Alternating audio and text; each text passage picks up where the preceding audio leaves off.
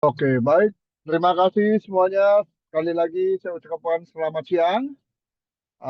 Saya menyalakan sebentar video saya, tapi karena saya sedang berada di acara dan ternyata semua ruangan penuh, saya nanti akan segera masuk kembali ke ruangan untuk membawakan seminar mengenai bagaimana menggarap peluang pasar ekspor.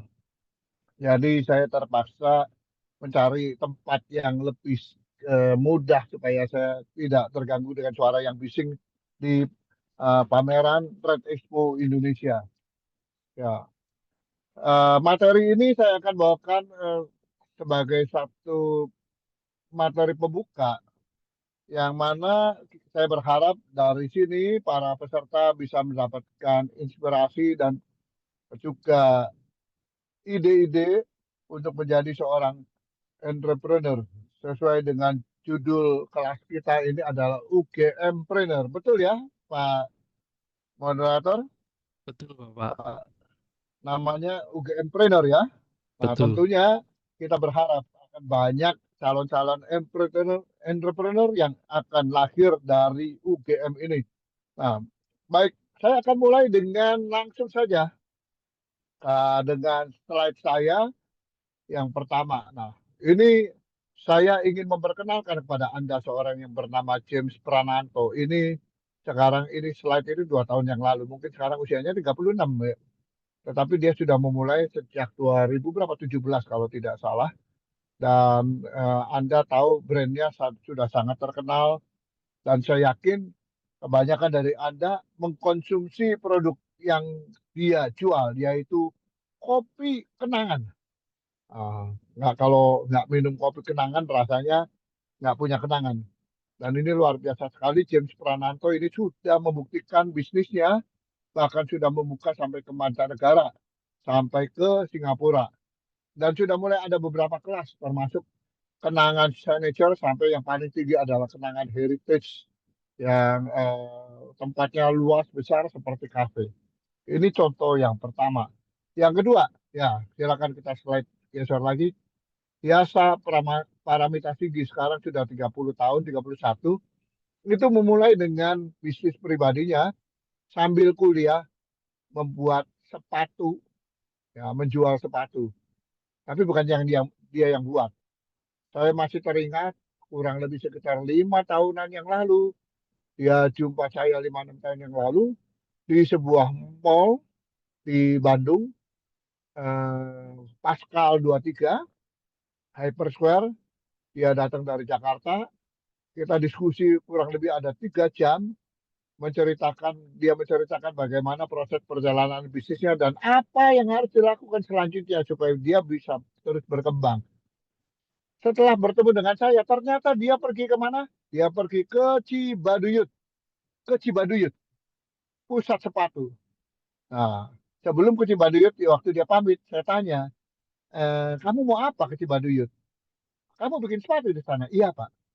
Saya membuat desain dan kemudian saya apa datang ke Cibaduyut, saya konsultasikan desain saya pada pengrajin dan mereka yang akan membuat sepatu untuk saya. Saya akan memasarkan produk yang saya desain. Artinya dia mempunyai merek tanpa harus punya pabrik. Hebat sekali. Ya, ini tidak kalah juga satu anak muda dari Bandung pada saat itu. Namanya Felix Sadikin. Bapaknya memang pengusaha sepatu, pabrik sepatu, tetapi tidak membuat sepatu yang fashion. Dia membuat sepatu untuk kebutuhan kepolisian, tentara, sepatu olahraga yang murah-murah. Tapi kemudian dia terbersit. Kalau saya hanya menjalankan bisnis, melanjutkan bisnis orang tua, yang nilai tambahnya makin lama makin tipis karena bersaing dengan produk-produk yang impor dan sebagainya. Waktu itu banyak produk yang sepatu dari luar negeri yang khususnya dari China yang murah-murah dan dia pikir untungnya pasti nggak seberapa. Dan dia membuat desain karena dia kebetulan sekolah belajar desain, sekolah desain. Kemudian dia membuat desain sepatu.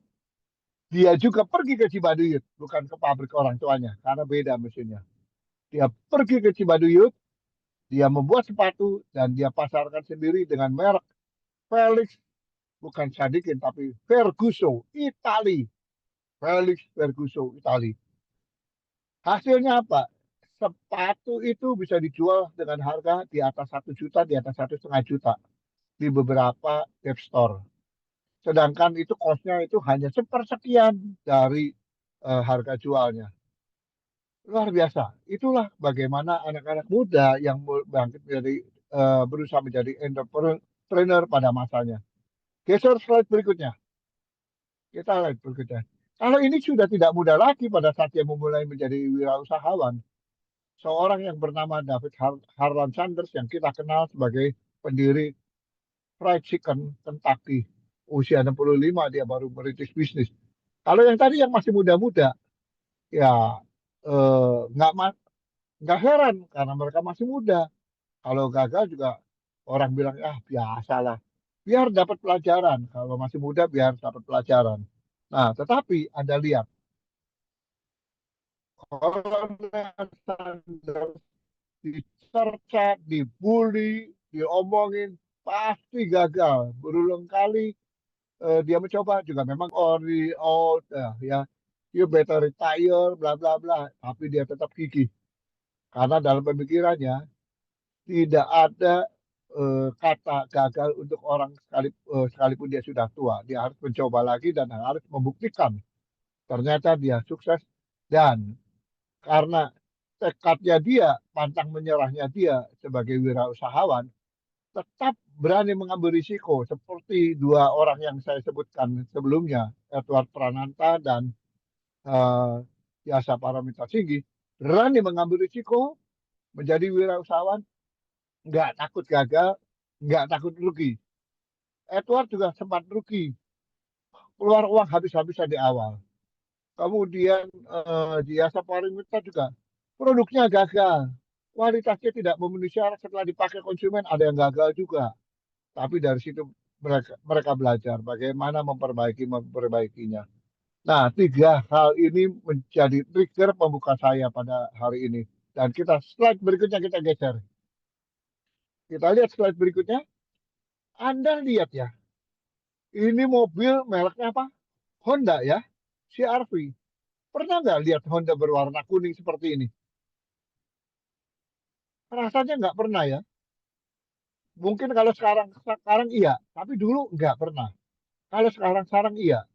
Honda Brio kuning, ini kuning dan warna-warna yang belakangan keluar itu berani-berani dan warnanya sudah beda dengan warna dulu. Dulu pasti hitam, grey metalik, biru metalik ya, grey metalik itu silver, kemudian putih. Gak ada warna yang aneh-aneh di luar warna-warna tersebut.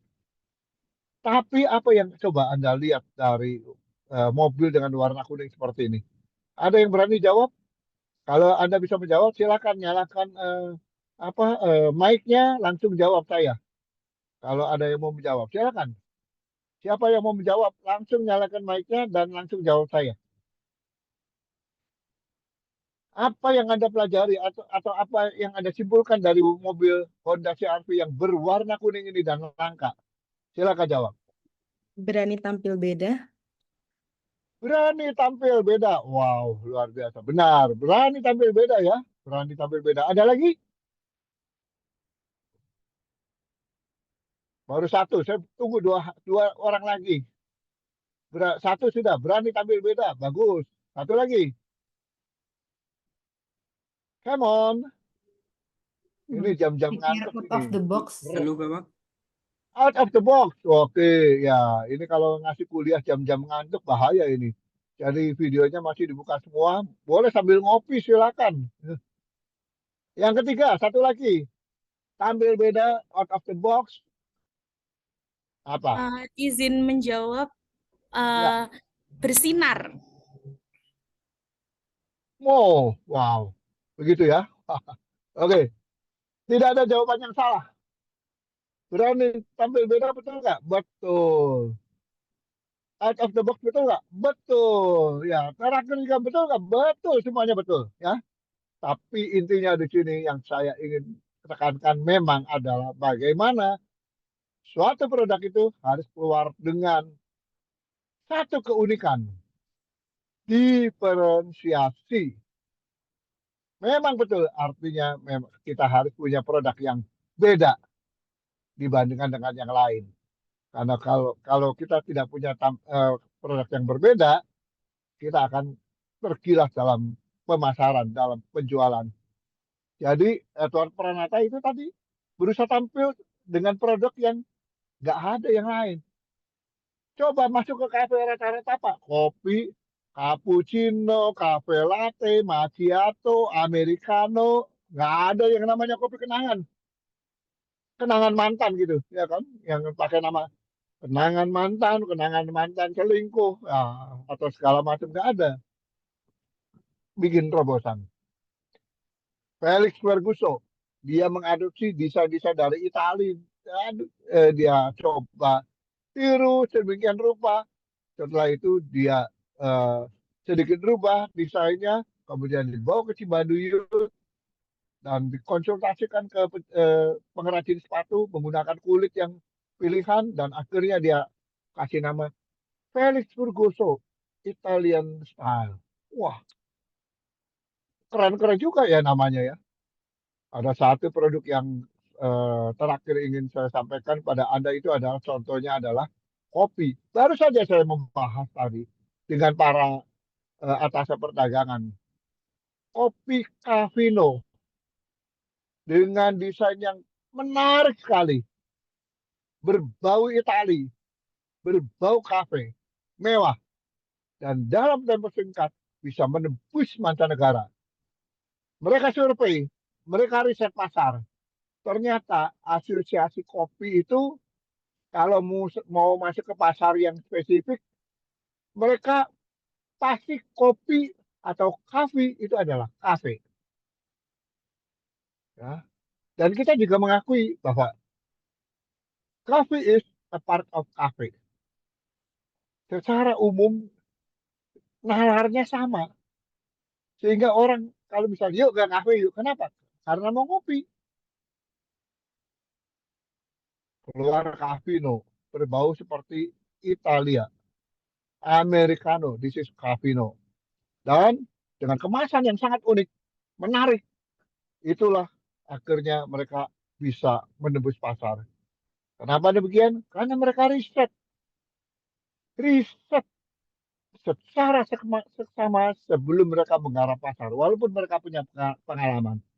Karena Cavino itu adalah dari perusahaan yang sama memproduksi kopi gajah dan merupakan eh, pemisahan dari grup kapal api. Kemudian mereka bergabung dengan grup lainnya melahirkan kopi gajah, Cavino dan sebagainya. Oke. Nah, baik. Mari kita geser kalau begitu slide berikutnya. Kalau gitu untuk jadi wirausaha harus punya karakteristik tertentu ya. Harus. Nggak bisa jadi punya karakteristik yang sembarangan. Seorang entrepreneur itu memang harus punya satu eh, eh, postur atau set karakter yang memang sudah teruji. Apa yang pertama? Kita lihat. Yang pertama, ya, dia harus punya seorang yang betul-betul tekun dan kerja keras. Harlan Sanders mencoba satu kali, dua kali, tiga kali. Ya, kerja keras terus, berusaha. Saya sendiri pribadi sebagai pengusaha dan pernah menjadi konsultan 30 tahun lebih dan juga pernah menjadi profesional sampai puncak walaupun meniti karir dari bawah mengalami situasi yang sulit ketika saya lepas dari profesional sebagai eksekutif puncak memulai sendiri dan kemudian dihantam oleh krisis moneter. Tetapi karena tekad saya menjadi seorang entrepreneur yang mana menurut Gifford Pinchot definisi daripada entrepreneur itu adalah somebody yang berani, someone yang berani, taking risk, mengambil risiko, to start his own business, untuk memulai bisnisnya sendiri. Risiko apa? Entrepreneur itu udah pasti, wirausaha itu pasti. Yang paling gampang, kalau nggak untung ya buntung. Kalau nggak untung ya rugi. Untung bukanlah risiko, untung adalah peluang. untung adalah satu janji. Tapi rugi itu adalah satu risiko. Di sisi lain ada positifnya, ada harapannya, tetapi di sisi lain ada ancamannya, ada risikonya. Tetapi seorang wirausahawan memang berani ambil risiko. Itu sebabnya saya berani ambil risiko, lepaskan jabatan saya, fasilitas saya, dan mulai saya merintis apa yang menjadi mimpi saya, cita-cita saya. Ambil risikonya. Yang kedua, ya, harus punya rasa percaya diri. Ketika mengambil risiko tersebut, dia harus punya rasa percaya diri juga. Kalau nggak, ya percaya pada dirinya sendiri, wah ini janganlah jadi wirausahawan. Dan ingat, banyak orang-orang kita, anak-anak muda kita terjebak pengen jadi wirausahawan, modalnya apa? Ikut seminar motivasi juga. Dia ajak dia, tetapi sebenarnya dia bukan tipe pekerja keras dan bukan pengambil risiko sejati. Sehingga akhirnya begitu gagal sekali, langsung menyerah. Begitu gagal sekali, langsung menyerah. Nah, ini juga menjadi blunder para eh, eh, wirausahawan muda. Yang ketiga, klik lagi. Seorang wirausahawan itu harus seorang pembelajar dan punya aspirasi yang tinggi. Dia harus terus belajar. Ada orang bikin pisang goreng, datang ngomong pada saya, UMKM, Pak, saya bikin pisang goreng yang paling enak, Pak. Maksudnya apa paling enak? Pokoknya paling enak. Pisangnya pisang pilihan. Wah, saya bingung juga ya. Coba jelasin pisang. Iya, pokoknya saya pergi sendiri ke pasar, nyari pisang, saya yang cari pisang sendiri, saya yang beli sendiri. Untuk masanya memang cocok. Tapi kemudian ke depan, bagaimana mengajarkan anak muda makan pisang goreng? Akhirnya, waktu dia dulu laku, kemudian di kemudian hari sudah kurang laku. Kenapa? Tidak bisa menyesuaikan dengan kondisi dan keadaan karena dia tidak mau belajar. Di Sulawesi juga ada seorang pengusaha restoran yang kemudian lama-lama hilang. Kenapa? Karena dia tidak mau belajar bahwa selera itu akan berubah dengan berjalannya waktu. Anak muda juga akan mencari selera baru. Pagi ini saya ada diskusi dengan para atas perdagangan. Saya disuguhi pisang goreng sultan. Waduh, pisang goreng sultan. Saya sudah tahu pisang goreng itu, tapi saya tanya sama para konjen ini, Pak, kenapa pisang gorengnya pisang goreng sultan? Apa yang istimewa dari pisang goreng ini? Pak Yahya nggak tahu ya.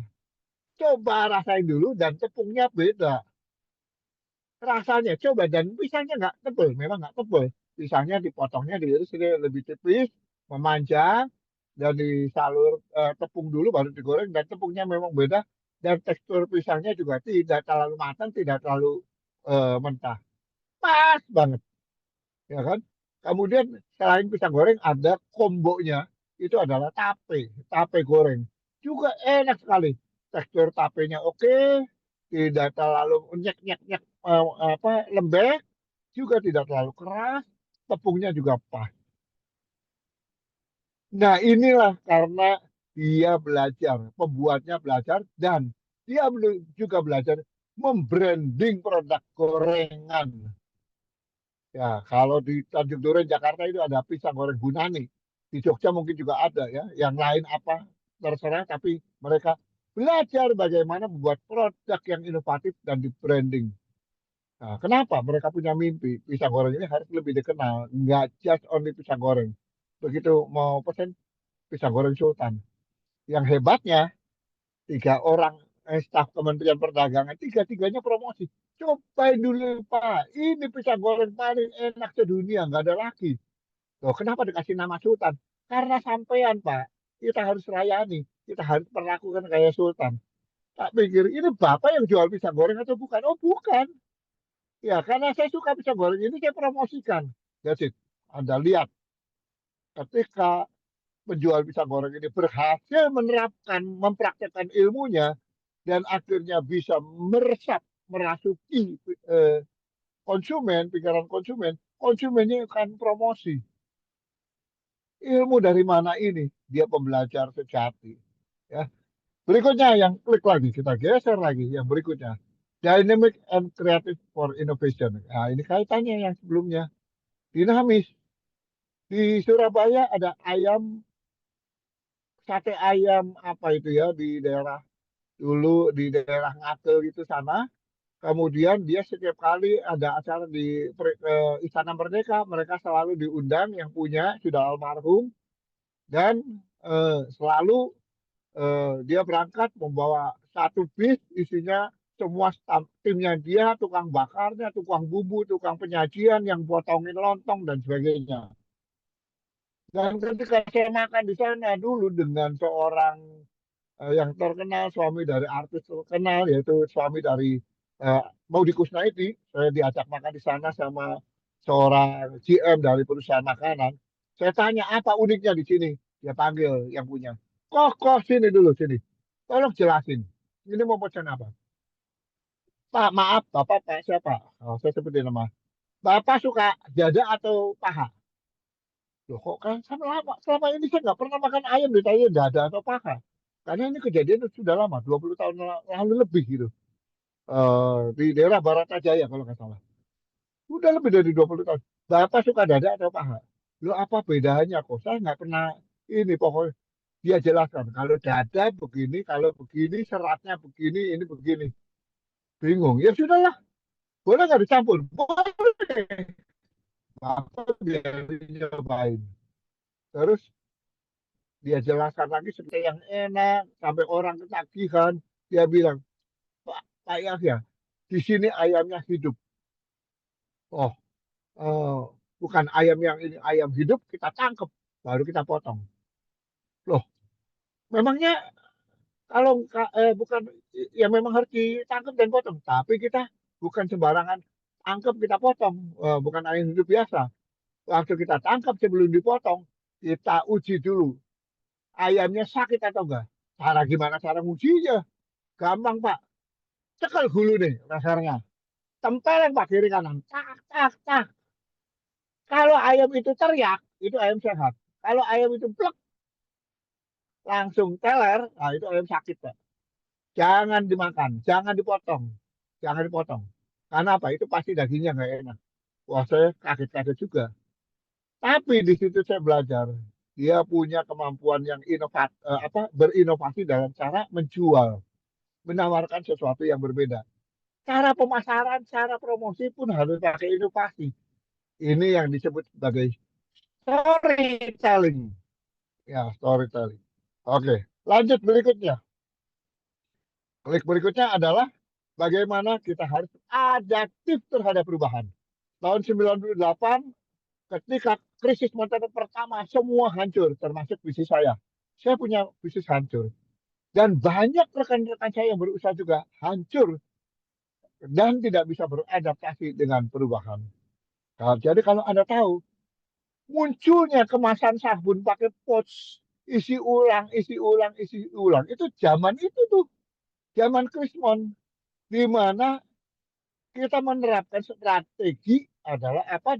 Downscaling, turunin kelasnya. Jangan pakai botol, pakai plastik pouch. Botolnya bisa diisi ulang. Pump bottle itu, botol pompa itu kita buka, tinggal isi ulang, jadi botolnya tetap bisa dipakai. Itu yang disebut sebagai adaptasi terhadap perubahan melalui strategi downscaling. Sehingga value-nya bisa lebih diterima oleh konsumen. Same for less for same. Harga yang kamu bayarkan lebih murah, tapi sama produknya. Tetap sabun, tetap deterjen, tapi kamu bayar lebih murah. Kenapa? You don't have to pay for the bottle. Kamu nggak usah bayar botol, tapi kamu cukup bayar kemasan pouch itu. Digunting, masukin lagi, botol tetap dipakai lagi. Nah, itulah adaptasi terhadap perubahan. Apalagi adaptasi contoh lainnya, kita belajar dari McD. McD itu adalah salah satu contoh beradaptasi yang sukses. Masuk negara manapun juga dia berusaha mengadopsi menu kearifan lokal. Makanya di Indonesia ketemu bubur, nasi uduk. Why? Karena memang itulah kearifan lokal Indonesia. Tapi mana ke Jepang ada bumbu teriyaki. Kok ke Malaysia ada yang kari. Why? Karena mereka beradaptasi dengan kearifan lokal, situasi suasana lokal tersebut. Kemudian ketika kita dalam situasi tadi Krismon, tapi sekarang dalam situasi yang lain lagi, misalnya naiknya harga-harga dan sebagainya, sehingga daya beli menurun, inflasinya juga mulai tidak terkendali.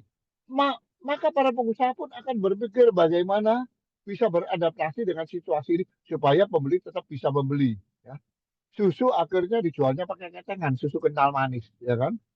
Kopi renceng udah umum, ya. Nah, tapi kemudian kopi pun kenapa jualnya gulanya terpisah? Karena ada lifestyle baru, gaya hidup baru. Orang sadar kesehatan. Jangan banyak makan gula. Ya, akhirnya gulanya dipisah. Silakan menambahkan sesuai selera Anda. Ya, beradaptasi dengan perubahan. Dan yang penting juga di klik berikutnya adalah harus bisa menjual. Good salesmanship. Seorang wirausahawan itu memang jago menjual. Harus bisa menawarkan barang. Ya. Dan dia juga, yang terakhir adalah slide berikutnya, ability to socialize and overcome crisis. Dia harus bisa bersosialisasi, punya kemampuan sosialisasi yang tinggi, dan bisa mengatasi setiap krisis yang terjadi, baik krisis dalam perekonomian maupun krisis di dalam perusahaan. Sampai di sini, saya rasa Anda cukup paham. Dan ternyata dari baby boomer, generasi terus bergeser dan akhirnya ke milenial. Dan di slide berikutnya, tulisan milenial saya beri warna merah di E. Kenapa? Akhirnya dari era inilah semuanya mulai serba flyer, e-flyer, e-money, apa segala macam semua sudah ada di situ. Dimulai terjadi shifting, terjadi disrupsi pada era milenial tersebut. Di mana mindset, perilaku, gaya hidup banyak berubah dibandingkan dengan saya dan di generasi X. Saya ini baby boomer. Baby boomer itu yang lahir antara 45 sampai 64. Dan kita sudah mengalami bagaimana tekanan-tekanan di dalam dunia usaha maupun dalam perekonomian negara ini. Dan kita harus survive, kita harus beradaptasi. Tapi begitu masuk generasi yang serba elektronik dan berteknologi, banyak yang tidak sanggup untuk mengikutinya, tetap bertahan dengan cara yang lama. Nah, itulah yang akhirnya pelan-pelan akan tersisih. Tetapi perusahaan yang sadar bahwa itu terjadi shifting, mereka mempersiapkan kader-kader baru untuk bisa meneruskan perusahaan tersebut. Tetapi sebagian lagi anak-anak muda memilih untuk tidak bekerja pada orang lain. Nyari kerja susah katanya. Dan paling itu lagi mentok juga. Mereka mulai memilih jalur menjadi wirausaha. Ya, di pameran di Trade Expo ini wirausaha muda ini banyak sekali. Ada yang berhasil bikin keripik dan keripiknya enak. Ada yang bikin bawang goreng dan sudah mulai masuk pasar ekspor. Ada juga yang bikin keripik kulit ikan di Lampung, Rapin. Dan produknya juga sudah lumayan. Dan kemarin bertemu saya, Pak, doakan Pak, saya sedang dijajaki sama Jepang. Supaya bisa masuk Jepang, sudah lolos kurasi Pak. Ada lagi yang bikin sayuran, keripik sayuran. Tapi sebenarnya bukan keripik, tapi dehydrated. Sayuran brokoli yang dikeringkan. Dan itu juga produknya menarik dan mulai perkenalkan ke luar negeri dan mulai ada yang ingin mencoba untuk ekspor, eh, mengimpor dari perusahaan ini. Ada lagi yang bikin tadi sebelum acara ini dimulai, saya bertemu anak muda dari Nias, dari Pulau Nias, dan dia membawa produk dodol duren yang unik. rasanya beda. Nah, kebetulan dodolnya juga ada di tangan saya ini. Saya suruh coba, wah enak sekali nih. Nah, itu contoh. Ya, kemudian ada lagi yang dari Aceh tadi, dari Aceh membawa serbuk biji pinang. Nah, semuanya ada fungsinya dan mereka semuanya ingin berusaha sendiri. Jualannya kemana? Pakai online, Pak. Masuk, Pak, e-commerce. Zaman saya dulu nggak jualan online e-commerce, tapi sekarang sudah mulai bergeser semua online e-commerce. Terus pakai apa lagi? TikTok. Nah, inilah generasi yang luar biasa. Nah, tetapi saya bertanya, kamu bikin barang dulu, kamu udah tahu belum pasarnya? Mau jual ke siapa? Itulah slide berikutnya saya bertanya. Nah, di slide berikutnya, produk or market. Mana yang lebih dulu, ayam atau telur? Coba, saya bertanya di sini, para peserta. Ya, siapa yang mau langsung menjawab? Ayam dulu atau telur dulu? Silakan. Ayam atau telur dulu? Produk atau pasarnya dulu? Ada yang berani nggak? Satu orang aja, langsung nyalain mic-nya. Mohon izin menjawab, Pak. Ya, Mohon izin menjawab, Pak. ya boleh, silakan. Ya, dalam konteks produk atau pasar dulu, saya percaya bahwa pasar dulu, Pak. Pasar dulu. Coba jelaskan, kenapa Anda bilang pasar dulu? Karena dari pasar kita bisa tahu kebutuhan dari konsumen, jadi kita bisa menyesuaikan dengan demand dan nanti produk kita bisa menyelesaikan masalah dari pasar itu sendiri, Pak. Dan kita punya Kalau nilai Anda jual tidak dari. sanggup membuat Kalau Anda tidak sanggup membuat produk yang dibutuhkan pasar,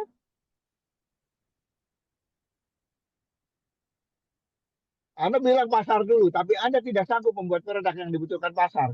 Karena bukan keahlian Anda di situ. Saya akan mencari yang ahli, Pak, untuk kerjasama, Pak. Kalau Anda nggak dapat ahlinya, karena membutuhkan modal untuk mencari ahli. Saya akan mencoba sendiri, Pak, Ahlinya untuk. ada. Ahlinya ada terus ahlinya bilang, siapa lu? Nah, gimana dong? Oke, ya. Ya, Ya, jangan merasa terpojok. Kita berdiskusi iya, supaya Anda juga iya, Pak. terpancing, yang lain terpancing ya. Memang sampai saat ini tidak pernah ditemukan jawaban yang paling absolut, produk atau pasar. Loh, kalau udah keburu bikin produk gimana? Tapi ada yang juga belum punya produk, pas saya mau bikin. Tapi ada pasar apa ya yang menarik? Ini bolak-balik selalu menanya saya dua hal klasik. Loh. Pas saya punya produk ini, bisa laku nggak? Ya kayak tadi, dodol durian. Ada lagi yang bikin jamu. Dan jamunya menarik juga. Selama COVID 4 tahun yang lalu, perempuan ini membuat jamu pakai botolan dan dijual eh, pakai online. Kemudian dia satu kali minta di mentor saya datang, kemudian membawa jamu botolan itu ke saya. Ya itu jamunya masih jamu kayak jamu tradisional kayak jamu gendong, tapi dikemas modern, botol-botol diikat dalam keranjang bambu, diikat pakai kain lagi, dikasih pita dan sebagainya. Wow, tapi itu marketnya kan very very spesifik. Tapi dia sudah punya produk. Jadi dia tanya, Pak ini kok jualannya kemana ya? Itu saya bilang, kamu harus jual kepada mereka yang suka jamu tradisional. Sampai akhirnya dia sempat ada di alun-alun. Di alun-alun itu di Grand Indonesia di Jakarta. Itu supermarket seperti Sarina. Di mana di situ disediakan display untuk produk yang apa ya, yang lebih heritage, lebih tradisional. Tapi kan pasarnya kecil, nggak bisa berkembang. Nggak mungkin jual kemana-mana dan daya tahan produknya kan pendek. Usia lifetime-nya pendek. Akhirnya dia kembangkan produk jamu seduh yang rasanya lumayan, sudah bagus dan dikemas bagus. Tanpa disangka, dia sudah ditawar, ada berminat dari Singapura sama dari Singapura sama satu lagi dari mana ya tadi ya? Singapura sama Australia kalau nggak salah, udah bertanya, ini bisa dipasarkan nih. Dia nggak yakin, kenapa? Dia tanya, emang benar Pak jamu bisa laku di luar negeri? Bisa, selama kamu tidak tulis jamu, tapi herbal, itu benar. Karena jamu buat mereka itu bingung. What is that? Buat kamu tulis herbal drink. Oke, good, bagus. Dan kemasannya harus kelihatan lebih modern, bukan sebagai kemasan jamu. Dan diberi penjelasan ini tetap harus ada nutrition fact-nya harus ada. Kemudian cara penyajiannya harus ada. Manfaatnya untuk apa? Cara penyajiannya pakai cangkir, ada 3 macam, 3 step, beres. Terus hiasannya di kemasan itu nggak perlu rame. Cukup apa? Cukup secara bayang-bayang itu adalah daunan, apa bahan-bahan jamu ada di sini. Lumayan. Dan orang menarik. Orang target market tertarik. Jadi produk boleh dibikin, tapi kalau misalnya enggak, juga lihat marketnya. Kamu sudah punya produk, kamu tidak mengkaji pasar, produk kamu akan mandek di situ-situ saja. Nah ini berhasil membuat produk, kemudian dia menjajaki pasar, meriset pasar, mengembangkan lagi, sehingga akhirnya bisa lebih besar, dan di situ dia melihat ada peluang. Di sana dia melihat ada peluang. Peluang jamu yang masih bersifat tradisional, tapi dikemas lebih modern, dan juga punya segmen tertentu tanpa atau dengan low sugar. Ya, karena jamu itu biasanya memang tidak boleh pakai gula, tidak ingin pakai gula, tapi dianjurkan diminum tanpa gula atau dengan madu. Dijelasin, storytellingnya penting. Nah, itulah sebabnya kalau produk dulu atau market dulu, mari slide berikutnya. Saya bilang, yang penting manapun juga, yang penting kamu baca ada opportunity atau tidak, ada peluang atau tidak. Kamu punya ide bagus, tapi pasarnya nggak ada, percuma. Kamu tahu ada pasar yang bagus, tapi nggak punya ide mau bikin apa karena kamu nggak punya keahlian, percuma juga. Itulah yang disebut sebagai market matching. Itu adalah bagaimana kita bisa melihat dulu pasarnya berapa besar, ya kan? Karena di dalam peluang pasar atau yang disebut market opportunity itu adalah di mana ada satu size pasar, ya, yaitu yang disebut sebagai permintaan yang dilakukan dan bisa ditelusuri, bisa dikaji melalui riset dan menjabarkan dalam proses segmentasi, targeting, segmentasi, yang kemudian kita ambil targeting siapa target yang mau dipilih, nah, melalui segmentasi. Dan di situ juga kita melihat berapa banyak kompetitor yang bermain di situ. Kalau cukup banyak, matilah kita kalau digempur oleh kompetitor. Nah, tapi kalau kompetitornya belum banyak, kalau kurvanya masih meningkat, artinya growth-nya masih tinggi, permintaan masih besar, atau banyak orang yang belum mengenal, sehingga kita bisa mengedukasi mereka, itu berarti ada peluang. Ya, customer yang lebih siap ingin mengadopsi produk tersebut itu juga peluang. Contoh, tahun 96 itu adalah tahun di mana Indonesia punya kartu debit pertama. Bukan BCA, bukan Mandiri, tapi bank yang namanya dulu Bank Bali. Menerbitkan kartu debit dengan tulisannya Bali Akses. Salah satu tim yang merumuskan dan menyusun kartu debit ini adalah Bapak Budi Gunawan Sadikin yang sekarang Menteri Kesehatan. Dia sebenarnya adalah seorang lulusan ITB yang juga bekerja di IBM dan kemudian bergabung dengan Bank Bali, divisi teknologi, dan idenya luar biasa cemerlang. Nah, tapi gagal kenapa? Orang belum siap. Mesin ATM belum banyak dan orang belum siap. Apalagi mereka masih bingung, panpin, pakai pin, segala macam, pinnya lupa, kartunya ditelan.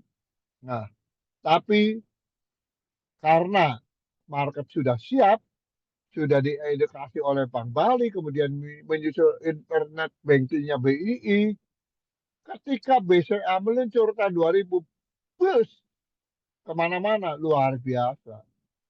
Karena apa? Cabangnya paling banyak, nasabah paling banyak, dan siap dengan infrastruktur, yaitu ATM di mana-mana. Ya, nah disitulah peluang ada. Ya, market sudah siap, market readiness. Nah, kemudian kita juga harus melihat apakah pasar itu afford bisa membeli, affordability, harganya berapa. Membuat satu produk kalau kemahalan, sedangkan kompetitor yang sudah ada bisa menjual lebih murah dan barang Anda nggak ada beda-bedanya, nggak ada diferensiasinya, nggak ada keunikannya. Anda jual lebih mahal, udah pasti Anda mati. Anda jual sama, Anda megap-megap. Artinya ada sesuatu yang harus diciptakan supaya kita tidak hanya sekedar menjual harga yang terjangkau, bukan murah ya, harga terjangkau. Tetapi kalau perlu kita naikin sampai menjadi harga yang logis karena kita punya keunikan. Jadi kita harus menyasar pasar apa? Niche market, pasar ceruk. Nah, itulah yang berikutnya. Melalui apa? Diferensiasi produk yang unik dan berbeda. Dan pada akhirnya kita harus kemas ini peluang yang ada di depan kita ini ke dalam satu bauran strategi marketing strategi untuk apa? Supaya kita bisa punya profit yang berkelanjutan terus menerus, nggak boleh berhenti karena kita perlu profit ini untuk memutar roda bisnis kita secara berkelanjutan. Nah, inilah proses market matching, menyesuaikan apa yang kita miliki, apa yang mau kita jalankan dengan pasar yang menghendaki sesuatu dari kita, yang memberikan peluang kepada kita. Ya. Oke, slide berikutnya. Nah, untuk Anda-Anda pemula, karena saya mendapatkan daftar banyak yang belum pernah jadi apa ya, atau katakanlah belum pernah mengikuti kelas-kelas pemasaran, maka saya ingin memberikan tips yang paling sederhana, paling gampang diterima oleh Anda. Startnya apa nih? Mulai dari mana? Pertama, segmennya sudah tepat belum? Bagian dari pasar itu sudah tepat belum? Kepada siapa kita akan menawarkan produk kita? Kalau Anda tidak punya produk, kalau Anda belum punya produk, tetap riset, segmentasi dulu. Ya, segmentasi itu bisa segmentasi demografis, geografis, psikografis, behavior, sampai ke teknografis. Kalau berdasarkan geografis kan berdasarkan wilayah. Kalau demografis sudah mulai berdasarkan usia, agama, kemudian berdasarkan pendidikan dan sebagainya dan sebagainya. Kemudian bergeser lagi ke psikografis, mulai dengan apa?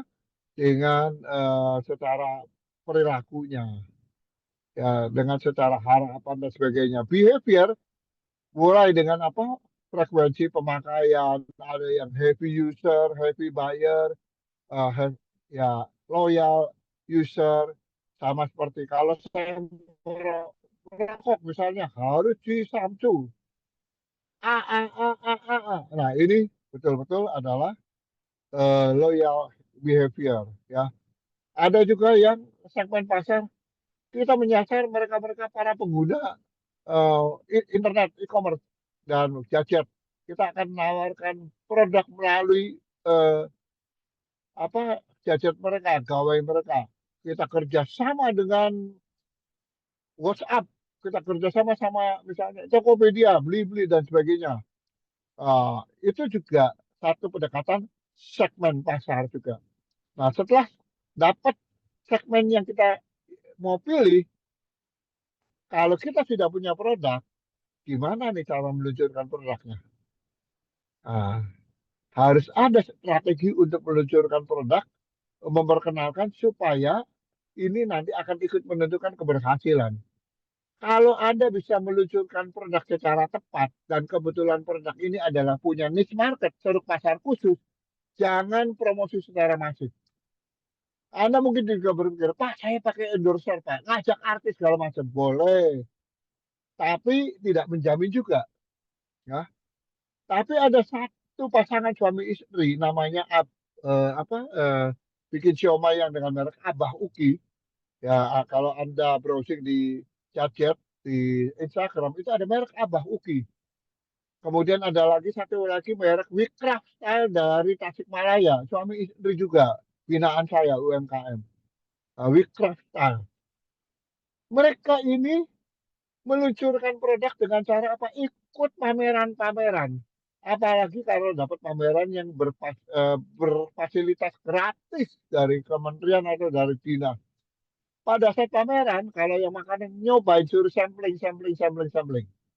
Kalau yang Wicraft itu karena menjual outer, wastra yang kontemporer sesuai dengan anak muda, dia mempersilahkan dicoba dulu sambil bergaya. Kalau perlu boleh foto dulu, boleh lihat seperti apa. Nggak merasa rugi, nggak merasa rugi. Kadang-kadang ada yang udah dipakai, contoh berfoto, diposting di Instagram, ya promosi gratis lah, ya kan? Terlepas dari jadi beli atau tidaknya. Tapi dia udah mendapatkan promosinya. Apalagi kalau sampai jadi beli, ya. Nah, itulah cara peluncuran produk. Banyak sekali cara peluncuran produk lain-lainnya yang kita bisa pelajari. Kemudian yang berikutnya adalah komunikasi dengan target pasar. Bagaimana cara kita berkomunikasi dengan target pasar ini penting sekali. Apakah kita menggunakan WhatsApp atau kita apa menggunakan sosial media lainnya? Apakah kita mau membangun semacam komunitas, ya kan? Nah, ini penting karena komunikasi sebaiknya adalah interaktif, bisa dua arah, bukan hanya satu arah. Mempromosikan satu barang kalau kita bisa dua arah itu akan lebih baik. Akhirnya ada terjadi interaksi supaya kita bisa mendapatkan masukan. Makanya jangan heran kalau ada perusahaan-perusahaan yang mencantumkan toll free 0800 sekian sekian sekian sekian. Itu sebenarnya kalau mau difungsikan secara efektif adalah untuk supaya kita bisa berkomunikasi. Ada lagi WhatsApp hotline nomor sekian sekian sekian, cari nomor cantik. Ya. Itu juga untuk membangun komunikasi. Kalau nggak dilakukan secara konsisten percuma. Bisa menggunakan juga pakai apa? Pakai saluran WhatsApp, Instagram, bahkan Facebook, bahkan TikTok juga bisa. Bisa berkomunikasi. Ya. Nah, kemudian yang terakhir adalah dokumentasi dan evaluasi. Catat setiap proses, setiap biaya, setiap informasi dari semua aktivitas yang sudah Anda lakukan sejak Anda pertama kali memulai proses untuk membeli pasar sampai kemudian Anda meluncurkan produk sampai Anda kemudian mendapatkan feedback balik, ini penting sekali. Saya diajak mencoba mencicipi satu makanan ringan, katakan makanan ringan. Kemudian saya diajak lagi mencicipi pempek. Pempeknya ini enak. Orang Palembang buka di Jakarta, pempeknya enak. Tapi kelemahan dari pempek itu ternyata ya eh, cukoknya, bukan pempeknya. Cukoknya, kecapnya, cukoknya. Cukoknya itu harus pas. Saya sampai bilang, tahu nggak di Jepang itu ada istilah namanya rasa atau umami. Umami itu adalah bauran dari berbagai macam rasa asin, manis, pedas dan sebagainya yang menimbulkan efek yang sangat berbeda di lidah kita. Saya ceritain seperti itu dan dia lagi bingung ngebayangin gimana ya. Kenapa sampai begitu? Tujuannya adalah supaya orang ingat bahwa rasa daripada cuko Anda itu adalah paling khas. Kalau pempeknya menjadi biasa. Kenapa? Makanan seperti pempek ini sebenarnya kuncinya bukan hanya di pempeknya, tetapi di cukonya yang memberikan rasa gurih. Nah, itu yang saya sampaikan pada eh, eh, pe- eh, pengusaha pempek anak muda ini yang sedang mencoba menjalankan bisnis pempek. Ya. Nah, kemudian dari keempat hal ini saya coba rangkum ya ke slide berikutnya. Artinya kita harus membuat marketing strategi dan basic daripada marketing strategi itu adalah STP, segmentasi, targeting, positioning. Segmentasi itu adalah mapping, memetakan pasar, ya. Pasarnya dibagi-bagi berdasarkan atau dengan pendekatan market tadi apa geografis bisa, demografis bisa, psikografis bisa, perilaku bisa, teknografis bisa, atau pendekatan yang lainnya. Inilah mapping. Kalau Anda punya resources terbatas, punya keunikan daripada produk, barang maupun jasa, jangan masif. Anda bidik aja. Ibarat kata misalnya kalau Anda kerja di bank, yang namanya konsumen atau nasabah biasa dengan nasabah premium, nasabah yang super premium itu beda. Yang biasa, premium biasa sampai super premium itu beda. Ya kalau di BCA itu istilahnya kalau nggak salah soliter. Kalau di BNI itu ada Emerald Club. Oh itu beda dan perlakuannya beda. Nah itu namanya kita sudah memilah-milah ya. Nah, kemudian saya ingin membuat produk makanan sehat. Yang makan siapa? Khusus untuk mereka-mereka yang sadar kesehatan. Usianya berapa? Karena kalau yang masih muda belum sadar kesehatan. Kalau sudah tua ya, orang bilang, ya ini mah makanan sehat ini gak ada rasanya buat mereka-mereka yang sudah mau berangkat ke sana. Bukan begitu. Tapi lama-kelamaan, kalau dulu yang tua yang suka makanan sehat, lama-kelamaan itu menjadi pola. Karena yang muda harus nemenin yang tua makan sehat, yang muda ikut makan lebih sehat. Terus. Akhirnya, healthy food is a lifestyle. Low sugar is a lifestyle. Gluten free is a lifestyle. Nah, itu contoh. Ya. Nah, segmentasinya ini sudah mulai ke psikografis dan akhirnya kita tinggal pilih targeting. Targeting adalah fitting. Kita akan memilih dengan segmen mana kita cocok nih. Ya, karena kita bisa bikin produk ini, bisa bikin begini, dan nanti kalau produk harus dikembangkan lagi, kita juga masih mampu, kita cocok. Ya ini targetnya. And then dari target tersebut yang sudah kita mulai pilih, kita ingin dipersepsi sebagai apa, seperti apa, atau bagaimana kita dipersepsi oleh konsumen kita, baik konsumen baru maupun konsumen prospek.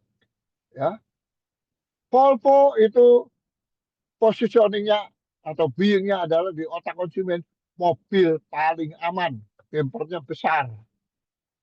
Honda motor dipersepsikan irit, ya kan? Dulu Isuzu Panther irit. Jakarta Bali 44.000 solar. Wah, itu dulu. Kalau sekarang nggak mungkin ya. Kalau sekarang cuma ya kalau Jawa Tengah itu Tegal Brebes itu ya atau Tegal Losari bolak-balik. Nah, itu pendekatannya seperti itu. Positioning itu penting. Anda mau dipersepsi, diakui atau diingat sebagai apa? Ya, Air Asia, now everybody can fly. Karena apa? Tiketnya murah. Ya, nah itu uh, the basic of marketing strategy, segmentasi, targeting, positioning. Makanya selalu kita bilang katanya STP, STP. Yang mana yang lebih dulu? Ya pasti STP. Ya, jangan kemudian ya positioning dulu nggak bisa. Anda sudah punya produk boleh, tapi Anda harus balik dulu. Produk Anda, merek Anda itu sudah cocok belum dengan segmen pasarnya. Atau jangan-jangan Anda punya produk baru, bagus, mereknya oke, promosinya berani, tapi salah sasaran. Kenapa salah sasaran? Karena ya itu tadi, segmentasinya, mappingnya tidak sempurna. Jadi Anda, hei itu barang tarik lagi itu, nggak laku di sana. Kenapa? Karena segmentasinya kurang tepat. Nah, baik. Slide berikutnya mari kita lihat. Setelah kita berhasil melakukan rumusan marketing strategi, ada satu pendekatan lagi yang harus Anda perhatikan sebagai pendekatan strategik, yaitu Porter Generic Strategies, yaitu pendekatan yang dirumuskan oleh Michael Porter. Pertama itu adalah cost leadership, yaitu kalau bisa kita bikin barang yang paling murah, lebih murah daripada kompetitor, unbeatable, nggak bisa dilawan. Ini Cina berhasil. China ini berhasil membuat barang super murah di banyak kategori.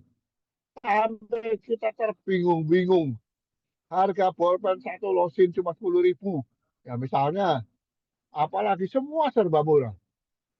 Dan saya mengakui memang China ini kok kayaknya susah dilawan ya. Karena sudah cost leadership. Oleh karena itu kalau melawan perusahaan yang kayak gini, ya negara yang seperti ini, semuanya serba murah, cost leadership, apa yang harus kita lakukan? Adu murah, gak bakal menang. Karena mereka negara besar, resources-nya juga besar, bukan multi partai pula, ya kan?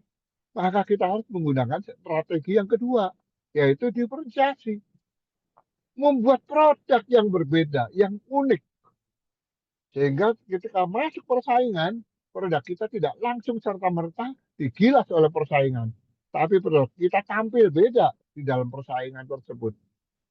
Diferensiasi, ya. Banyak yang gagal, kenapa? Produknya dianggap sama dengan kompetitor. Apa ini bedanya? Ini di pasaran juga sudah ada. Bikin kopi apa ini bedanya?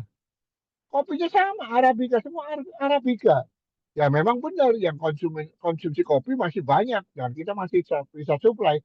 Tapi kita kan ingin membuat kopi yang lebih baik dan sukses. Nggak sekedar bikin kopi, tapi menjual, meracik kopi yang terbaik dan harganya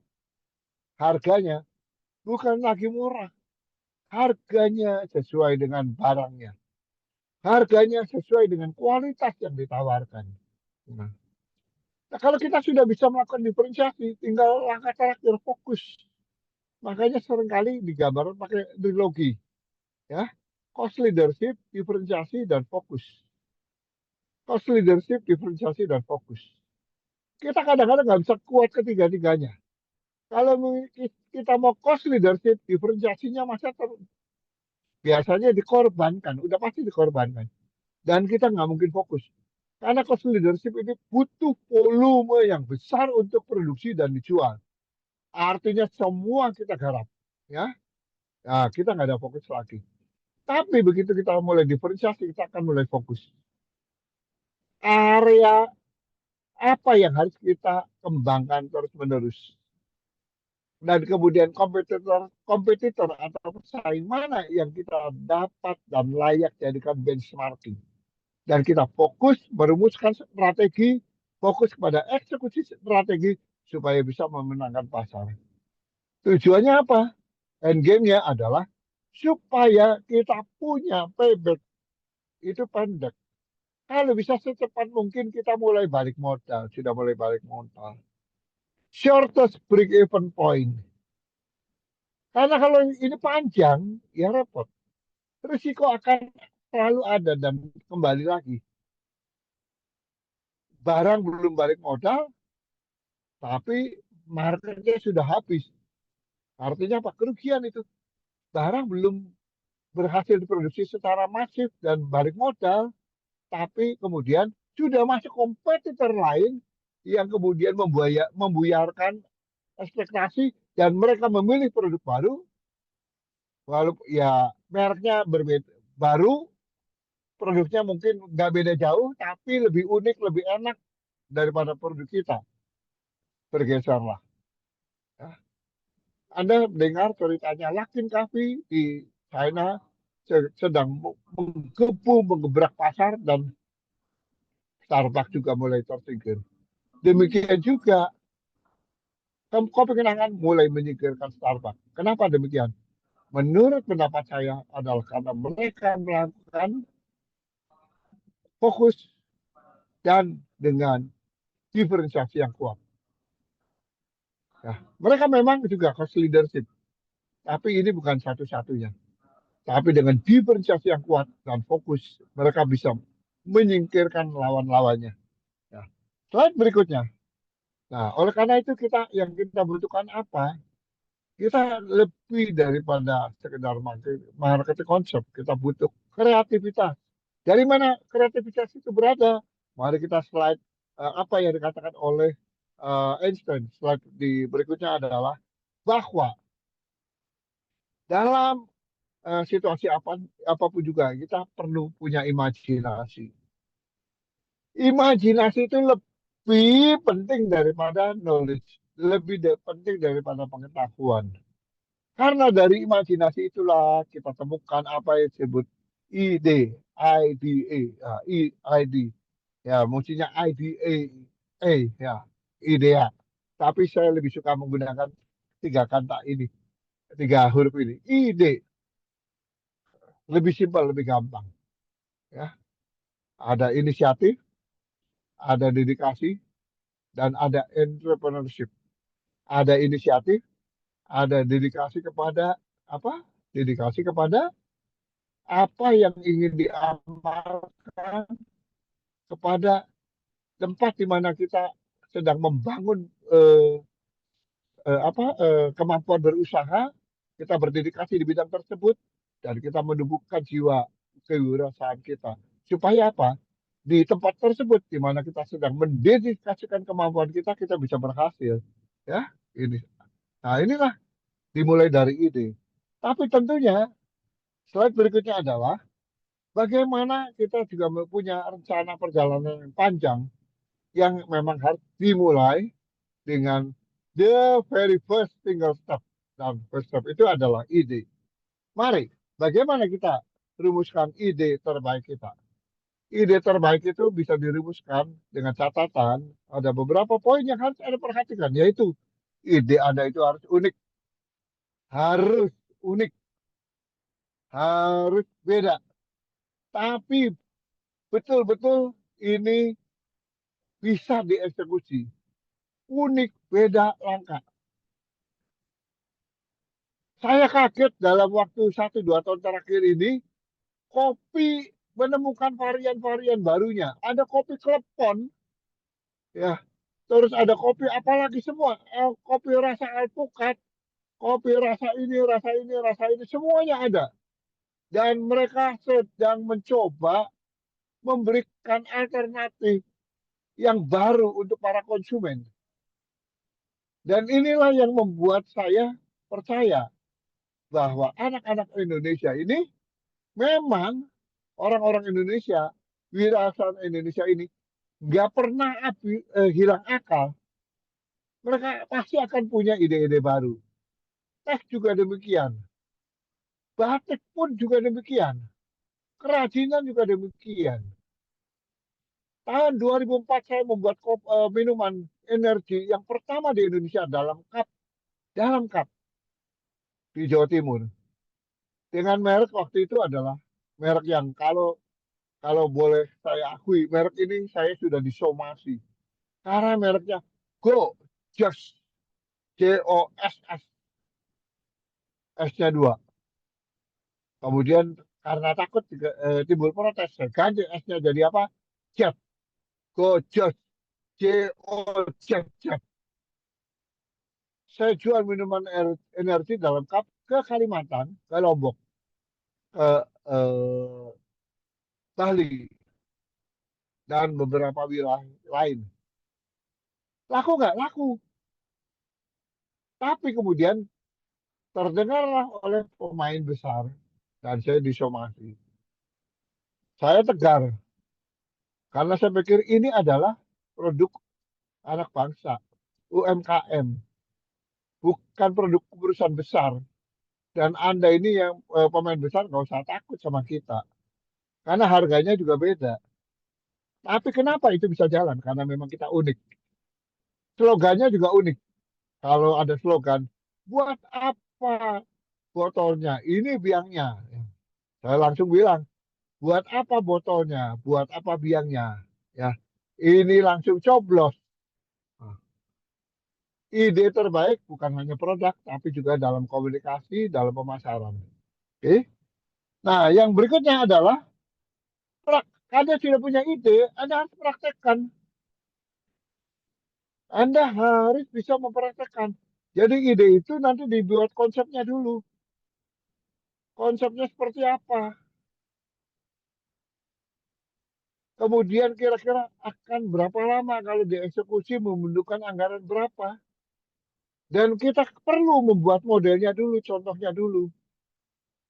Ya, baru kita kalkulasi semuanya. Biayanya berapa. Nah, jangan kayak kemarin. Kemarin ada orang datang pada saya. Pak, saya bisa bikin ini. Bapak kasih order kan sama saya. Saya tanya balik. Bu, maaf Bu. Contohnya yang mana? Udah, saya bikinin contoh. Bapak pakai yang ini, saya bikinin contoh. Tapi Bapak beli. Terus Bapak promosikan. Saya bilang, kalau saya kan bukan salesman. Kalau Anda mau bikin contoh supaya promosikan, silakan. Contohnya seperti apa? Foto. Kalau perlu difoto. Kalau saya sudah beli dengan harga full, saya keberatan. Tapi kalau saya beli dengan harga diskon, mungkin saya pertimbangkan. Tapi mana? Udah, nggak usah contoh-contohan. Bapak cari ordernya, nanti saya kasih komisi. Nggak sesimpel itu, Bu. Saya bilang, tidak sesimpel itu. Karena kalau kita ingin membuat sesuatu untuk sebuah perusahaan, kita harus punya konsepnya. Kemudian jangan sampai kita sudah masuk perusahaan A sukses, ini yang perusahaan A kita tawarin lagi ke perusahaan yang lain, perusahaan C atau D atau G, ya kita modifikasi. Itu tidak kurang etis, oke, satu. Kedua, tidak akan memberikan dampak yang menggigit, karena mungkin perusahaan lain itu kebutuhannya berbeda, segmennya berbeda, ya kan? Mungkin mereka punya konsep yang lebih baik, berani keluar lebih mahal, ya nggak masalah. Nah, jadi jangan selalu memaksakan konsep, kemudian model, contoh itu kepada seorang calon customer sampai dia betul-betul yakin. Dan kemudian yang berikutnya adalah menguji ide. Anda harus siap dan bisa menguji ide yang Anda buat. Artinya Anda sudah membuat parameter. Produk ini kalau saya launching tanggal sekian, saya dropping ke toko ini sebanyak 100, kira-kira laku atau enggak. Wah, lakunya cuma 5. Jangan patah semangat. Hari kedua, kasih lagi 100. Kali ini pakai SPG. Lakunya berapa? Oh, mulai lama sedikit. Hari ketiga, terus kita lakukan sampai menemukan kurang lebih padanan format yang memang untuk Anda cukup menguntungkan. Sesuai untuk Anda. Ya. Jadi memang kalau trial error itu adalah biasa. Ya. Udah biasa. Nah, kemudian nah, oleh karena itu Anda nanti dari konsep produk itu Anda tes di pasar. Waktu minuman energi dalam kemasan itu saya bawa kemana-mana. Saya bawa karena pabriknya di Prigen, saya bawa ke Wonokromo, saya bawa lagi ke Pasar Atom, nggak pakai merek, kita tes saja. Cocoknya yang mana? Cocoknya yang mana? Dari sampel A, B atau C? A, B atau C? Akhirnya dapatlah di sampel yang paling cocok. Tapi itu pun masih harus diperbaiki. Karena pasar memberikan masukan. Pak, kalau bisa begini. Pak, kalau bisa begitu. Nah, oke, kita perbaiki. Coba lagi. Kita menentukan ambang batasnya 80% harus merasa cocok. Atau kalau perlu sampai 90% harus merasa cocok. Ya. Nggak mungkin 100%. Karena 100% itu sempurna. Sempurna itu milik Tuhan. Kata saya. Sambil bercanda. Tapi kalau kita sudah sampling begitu, udah tes, kemudian kita perbaiki, dan mereka mulai beli, dan meningkat yang membeli, alasannya juga jelas. Nah, ini berarti Anda sudah satu step lebih maju lagi. Jadi, kemudian yang terakhir, yang pengujian itu, Anda harus dokumentasikan dan jadikan standar. Dokumentasi dan jadi standar. Ya, oke. Nah, mari kita lihat slide berikutnya. Kira-kira mungkin nggak semangka ini bentuknya kotak? Coba jawab pada saya, acung atau nyalakan mic-nya. Kenapa semangka ini eh, bentuknya kotak? Ada yang bisa menjawab? Silakan. Kenapa semangka yang dibuat sedemikian unik ini, tapi uniknya dalam bentuknya kotak? Apa ada yang mau menjawab? Ayo, nyalain mic-nya.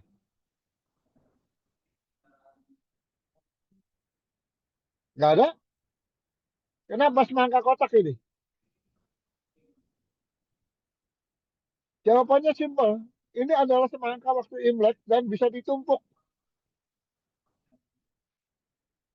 Jadi ke waktu itu kemas itu gampang. Udah bisa langsung pakai ditumpuk dan disusun ke atas. Ini kemasan Imlek, kemasan khusus. Orang yang membuat ide ini brilian sekali. Kalau biasa jual buah itu, wah gelondongan-gelondongan, ini dikemas yang apik. Dengan bandrol harga $88.000 kali 12.500 ya. Ini sudah 1 juta lebih untuk sebuah semangka loh. Makanya jangan-jangan potongnya harus tipis-tipis nih, seperti MBG. Semangka tipis-tipis kali karena mahalnya. Nah, oke, nah itu yang kita bisa sampaikan kepada Anda bagaimana ide yang unik ini ketika dieksekusi melahirkan produk yang unik. Mungkin produk ini masih dites lagi. Pasar mau terima nggak? Populer nggak? Ini A, B, C, D, semua kita pasti akan hadapi tantangan seperti itu. Tapi kalau kita tekun, balik lagi. Memang ini ada pasarnya. Ada pasarnya. Nah, oleh karena itu di slide berikutnya, jangan lupa. Kalau yang Anda mau memasarkan produk ini, kalau seperti ini mesti di display, ya sudah sekarang pakai media lain, ya, media sosmed deh. Wah, kalau udah masuk sosmed cepet melebar kemana-mana, meluber dan melebar. Karena semua saling forward, apalagi kalau dipakai pancingan. Voucher 500.000 untuk yang berhasil melakukan forward dan membalas forward Anda atau apa-apa. Atau mengirimkan email kepada kita. Wah, asik juga nih, ya kan? Nah, ini di praktek anak muda, generasi milenial, seterusnya, ini cocok. Karena mereka mencari referral. Kalau pakai referral, katanya lebih murah daripada pakai distribusi, Pak. Kenapa? Kalau distribusi mesti diawasin terus. Belum kalau hilang juga, dia umpetin di mana kita nggak tahu. Nah, tapi kalau pakai referral, kita punya perjanjian secara tertulis yang lebih enak, ya kan? Yang lebih lebih bisa jadi pegangan. Tapi luar biasa memang. Sekarang banyak orang memasarkan sudah memasarkan melalui pakai Instagram, sosmed, pakai TikTok, kemudian mereka jualan sendiri loh. Mula-mula jualan punya orang, kemudian mereka jualan sendiri. Ada orang jualan pete di TikTok. Lama-lama kok petenya dibandel pakai merek, ya kan? Ada orang jualan apa lagi? Lama-lama sukses. Skincare setelah sukses karena dia memang piawai dalam sosmed. Kemudian dia bikin sendiri skincare, perawatan, hand body segala macam pakai merek dia. Wow, luar biasa, ya. Nah, nah setelah mereka sukses memasarkan produk, nah trial pakai sosmed, saatnya perusahaan ini harus berkembang, harus dibesarkan. Nah, caranya gimana? Pasarkan ide. Slide berikutnya. Anda harus berani untuk membesarkan basis konsumen dengan cara promosi. Ya. Tapi gimana Pak? Promosi kan perlu duit gede Pak. Nah, oke kalau gitu cara promosinya pasarin ide Anda itu pakai komunitas dulu. Produk ini diadopsi oleh komunitas-komunitas yang mana komunitas ini akan melakukan promosi getok tular. Kalau mereka puas, mereka akan menyebar di komunitas tersebut. Ini promosi yang paling murah. Endorsement, di-endorse, dan sebagainya. Pemimpin komunitas dikasih sampel, suruh endorse. Senang.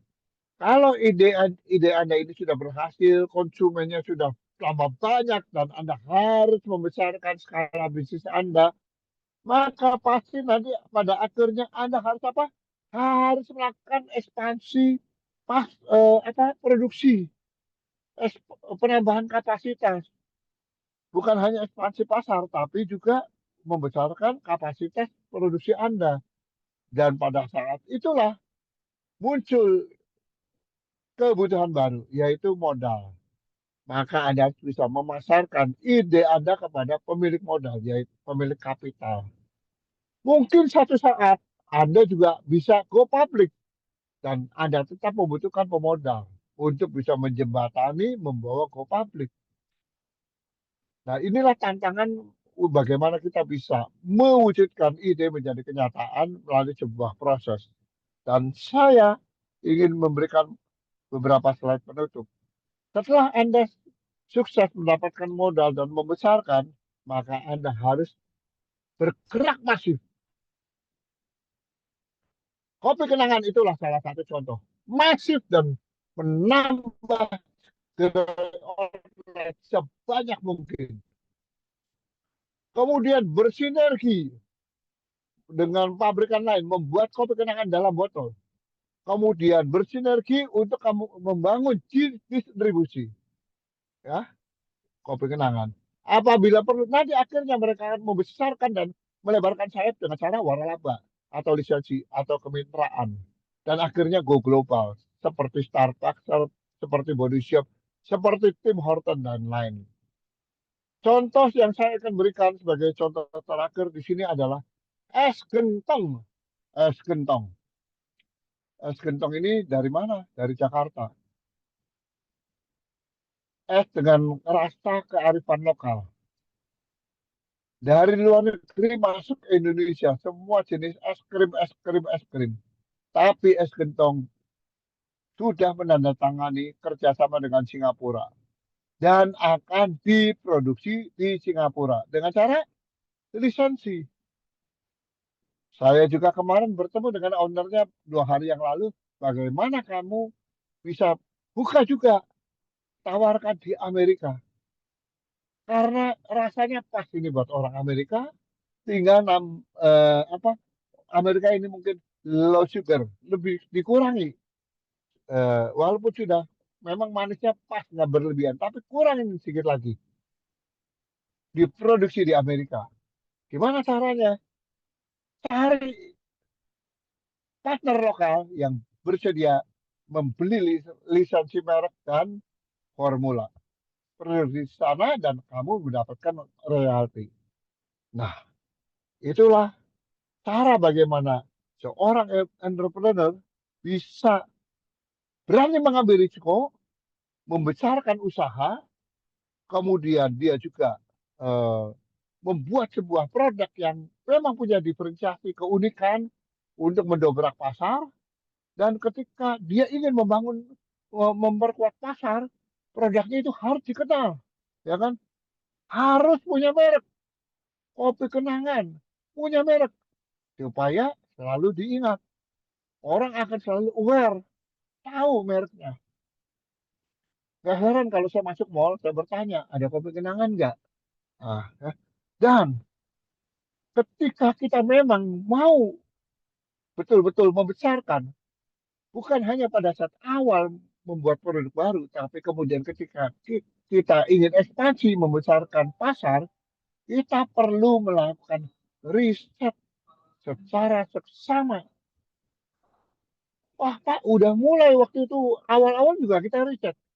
Riset itu bukan satu kali pada awal kita mau berusaha, tapi juga ketika kita ingin membesarkan perusahaan kita, ketika kita ingin meluncurkan produk baru, ketika kita ingin mencari pasar yang baru, tetap kita harus melakukan riset pasar.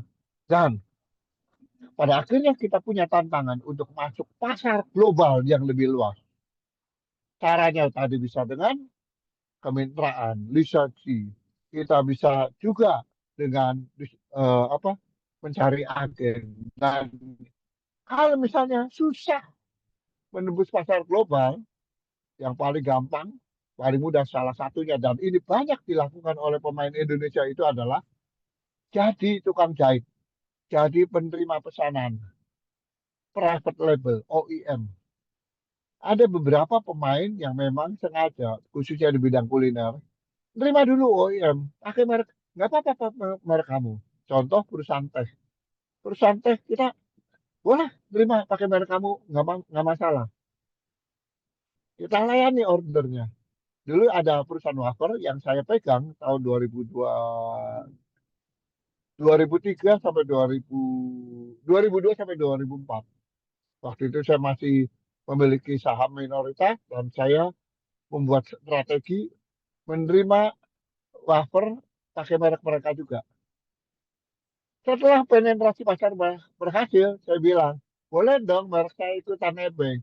Udah gini aja, kamu ambil sama saya 3 kontainer, 4 kontainer, tapi saya ingin 1 kontainer atau setengah kontainer merek saya mulai masuk nanti dipasarkan ya.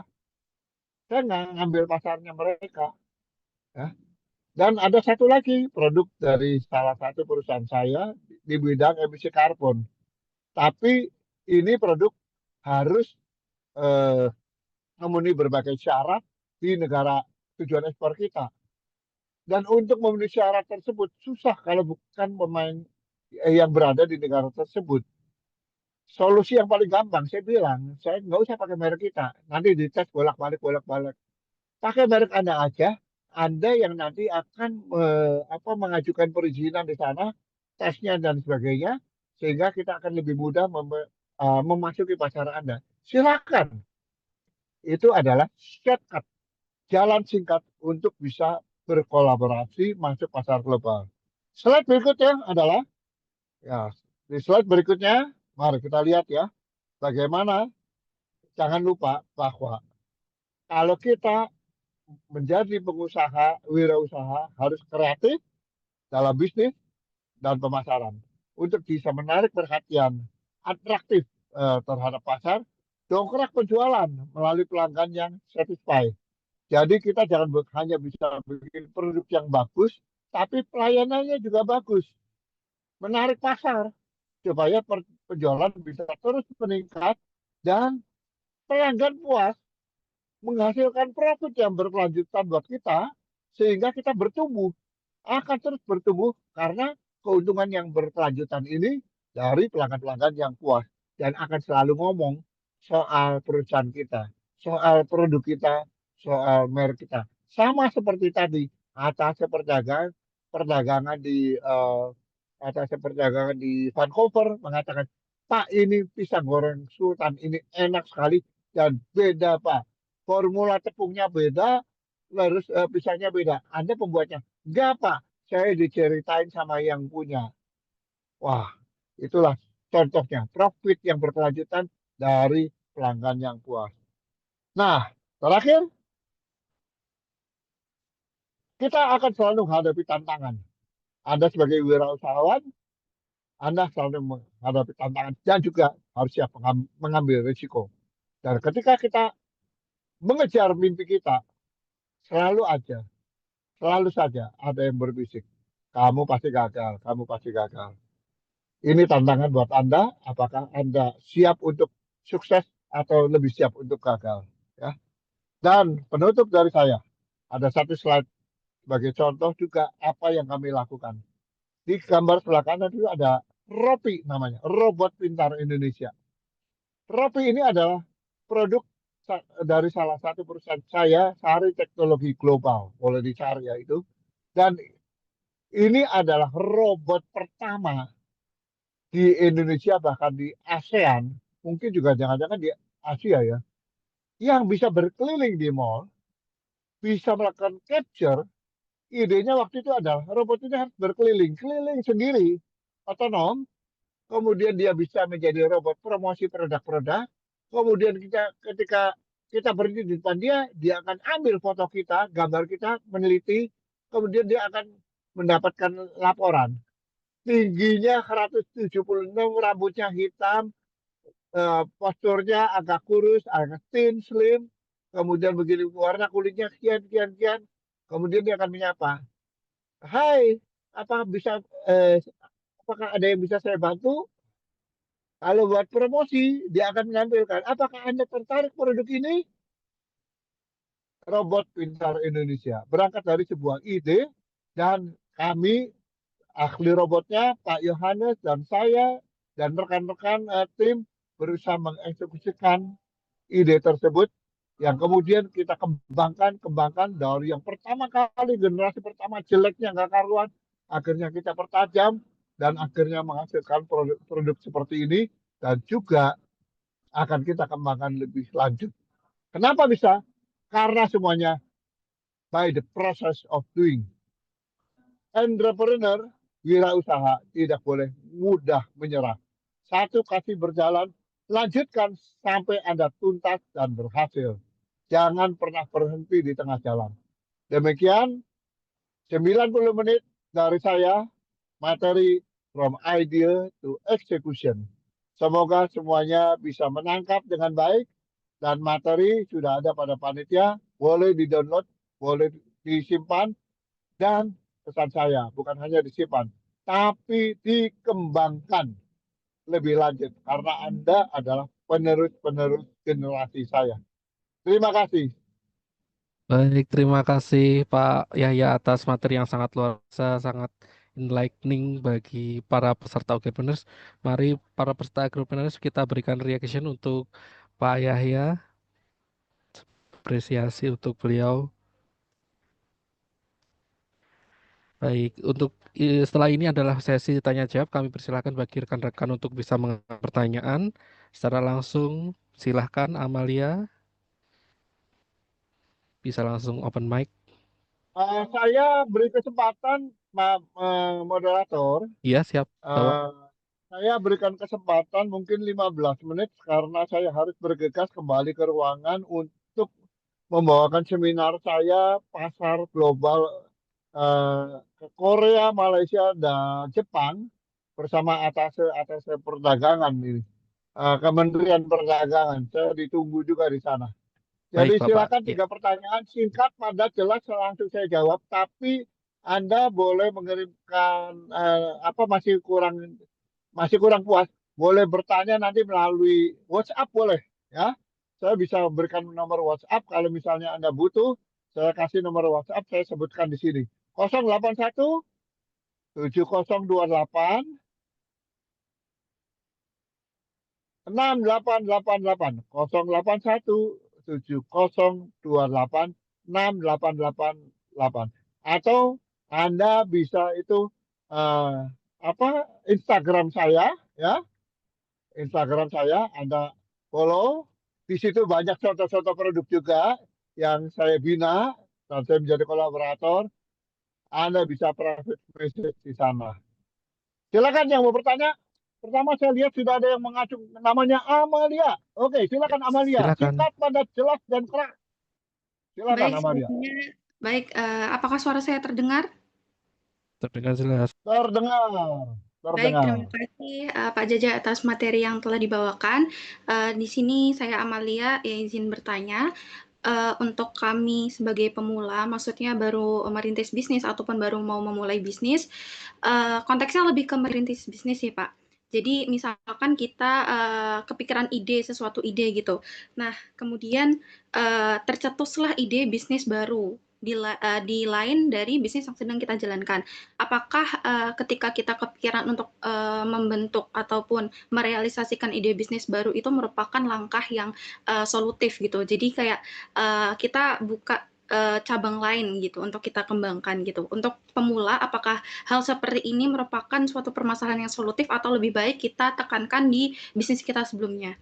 Terima kasih, Pak. Suaranya nggak jelas. Suaranya naik turun nih. Suaranya naik turun. Halo. Sekarang Suaranya kedengaran, naik Pak? turun. Apakah sekarang terdengar? Oke, ulang ya. Tadi gambarnya tadi berhenti juga tuh. Silakan Oh ulang. iya. Ya, Baik, pertanyaan saya untuk kita sebagai pemula, ketika kita sedang merintis bisnis, tetapi kemudian di tengah jalan kita menemukan ide bisnis baru lagi, dan kita juga sudah riset, sudah menemukan pasar dan lain sebagainya, hanya tinggal eksekusi saja. Namun untuk sebagai pemula, apakah langkah kita untuk merealisasikan ide bisnis baru merupakan langkah yang solutif? Sebaiknya apakah kita fokus untuk memberdayakan bisnis kita yang lama ataupun kita juga sambil jalan menjalankan dua bisnis itu? Terima kasih, Pak. oke, Gitu aja. baik, baik. Pertanyaan ini datang dari seorang mudah tergoda. Ini kayaknya mudah tergoda kamu ya. Jangan pernah mudah tergoda. Berarti kalau Anda tiba-tiba nanti sudah dapat ide bisnis yang baru, kelihatannya lebih menarik, lagi menjalankan, ada yang lebih menarik lagi. Anda pindah nggak? Ayo. Nah, ini pertanyaan saya dulu. Anda sedang menjalankan, kemudian ada yang lebih menarik, kemudian Anda tertarik ini menjalankan. Sedang mau menjalankan, ada lagi yang lebih menarik. Pertanyaan saya, apakah Anda setia kepada komitmen Anda? Artinya begini, Pak, ketika kamu melihat ide bisnis kamu, lihatnya jangka panjang, visioner, bukan jangka pendek. Karena kalau jangka panjang, kamu pasti yakin dalam kalkulasi kamu, ini pasti bisnis menguntungkan. Memang di dalam perjalanan itu pasti ada bisikan, bukan hanya gagal. Ini lebih menarik loh, ini lebih menarik loh. Analoginya begini, kita pacaran sama lelaki yang ganteng. Kemudian dia juga lebih kaya daripada dia nggak begitu kaya. Kemudian kita ketemu lelaki yang lebih ganteng sedikit, tapi lebih kaya. Tetapi lelaki yang pertama itu lebih setia, sedangkan lelaki yang kedua cuma menang modalnya doang. Nah, pilih yang mana? Yang setia atau yang modalnya lebih besar? Yang modalnya lebih besar ternyata kurang setia pada akhirnya. Tidak ada jawaban yang absolut ya, Amalia. Pesan saya, ketika kamu memulai sebuah bisnis, ya lihatlah secara visioner. Lihatlah secara visioner. Dengan strategi, tadi ya ingat, saya sudah menyampaikan strategi marketing. Strategi yang tepat, maka kamu akan membuat apa yang sudah kamu mulai, itu tidak kalah menariknya, bahkan lebih menarik dari godaan yang datang. Oke? Itu. Baik. Silakan berikutnya. Silakan teman-teman yang lain yang ingin mengajukan pertanyaan. Masih ada 10 menit Pak Yahya akan meninggalkan Zoom ini. Izin bertanya, Pak. Oke, Iya. silakan. Perkenalkan, nama saya Ella. Di sini sebenarnya hampir mirip pertanyaan sama Mbak Amalia, tapi ini lebih ke gini, Pak. Misal saya kan ada bisnis bimbingan belajar. Nah, awalnya saya merintis itu dari S1, itu ada di Semarang. Kemudian karena sekarang saya melanjutkan studi di S2, makanya juga saya ke Jogja gitu. Jadi istilahnya kayak mau buka cabang atau ekspansi seperti itu ya, Pak. Nah, tapi memang apa ya, karena memang Jogja ini kota pelajar ya, jadi banyak sekali pastinya yang bimbel-bimbel kayak gini dan saya belum menemukan istilahnya apa keunikan. Sebenarnya sudah ada, tapi sudah tahu keunikannya apa, tapi kayak kurang pede gitu loh Pak. Kalau semisal kayaknya yang nawarin ini juga bukan cuma bimbel ini aja deh seperti itu. Nah, kemudian kalau tadi kan Bapak bilang kalau ketika kita sedang fokus di satu bisnis, ya itu dulu tekuni seperti itu sampai settle, baru mungkin kalau misal mau buka bisnis lain seperti itu, Pak. Nah, kalau misal modelnya seperti tadi, Pak, jadi bimbel saya itu saya belum bisa mengatakan settle di Semarang, tapi karena saya sekarang sedang di Jogja, jadi saya memutuskan untuk ekspansi di Jogja juga, seperti itu. Mohon sarannya saja sih, Pak. Terima kasih. Produknya apa tadi? Produknya apa produknya? Bimbingan belajar Pak, jasa Bimbel ya, level. bimbel ya, bimbel ya. Oke. Kalau misalnya ngomong bimbel, kira-kira kamu mau punya acuan nggak benchmark bimbel yang terbaik di Indonesia? Acuannya masih Ruang Guru ya untuk saat ini. Yang Ruang Guru. Ada lagi? Em, Apa lagi? ini sih mungkin apa kalau privat tuh saya masih cukup pede karena kalau di kayak Ruang Guru kan itu bukan privat ya, tapi lebih ke online gitu, bimbel online misal seperti itu, belum yang ke rumah-rumah. Jadi daya tariknya di situ Hmm, sih, Pak. hmm. Oke, oke. Pernah dengar yang namanya Ganesha Operation? GO ya, betul. Pernah dengar yang namanya Teknos? Kalau yang barusan saya belum pernah dengar, Pak. Nah, banyak ya. Buatlah bimbel yang betul-betul ya sesuai kebutuhan. Ya, bimbel ini biasanya booming kalau misalnya mau ujian, Iya, paling sama booming. ini kalau mau masuk PTN, SNBT. Yes, ya betul. Terus, tapi kemudian sekarang bimbelnya pakai apa? Pakai online. Banyak pakai Kalau online. kalau layanan di bimbel saya tuh ada yang online dan offline, tapi highlight-nya itu offline dan private. Jadi dari tutornya yang hadir ke rumah siswanya seperti itu, Pak. Betul, nggak masalah mau pakai datang ke rumah private one on one atau one on group Iya. boleh. Ya, one on group boleh. Yang paling penting apa nama bimbelnya? Punya merek nggak? Dipromosikan nggak? Ada testimoni dari murid yang senang gitu loh. Dan Hmm. bikinlah bimbel yang suasananya berbeda. Ngajarnya beda, bukan kayak ngajar seperti guru. Tapi seperti suasananya apa ya? Seperti teman gitu loh, seperti kakak. Ya, seperti kakak. Dimulainya dengan apa? Saya pernah punya sekolah anak-anak, tapi bukan bimbel.